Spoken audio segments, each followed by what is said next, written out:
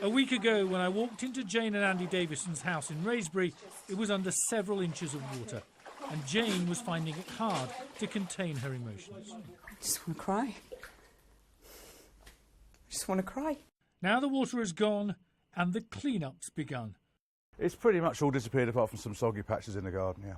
And left you with and some soggy patches in the house, clearly. But the Davisons will have to pick up the bill themselves after their contents insurance company pulled the plug on their flood cover weeks before the water came in and refused to budge. I had that very conversation and said, well, what extra is it going to cost me to include flood insurance? And they said, you're not understanding, Mr. Davison. We're not prepared to put flood risk on your policy. Did they say why?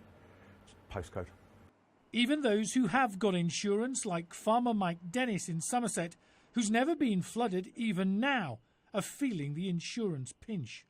Our insurance, which had been placed with the same insurance company for 10 years with no claim, suddenly encouraged a 350% increase on premium quote and an alleged £10,000 flood damage excess.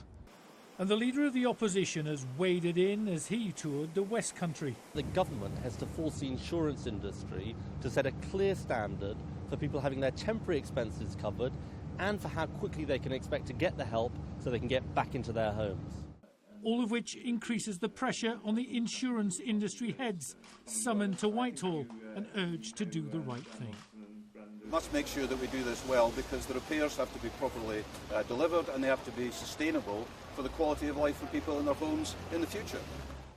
This time last week, this entire street, like thousands more up and down the Thames Valley, was completely flooded. Now the water's gone, but the problems persist. Even if you are insured, you need an assessor to come round and quickly before you can get into your home, start cleaning it up and get on with your life. For now, though, Andy Davison has no option but to clean up himself. At least he's not waiting for an insurance assessor to tell him what to do. David Bowden, Sky News, in the Thames Valley.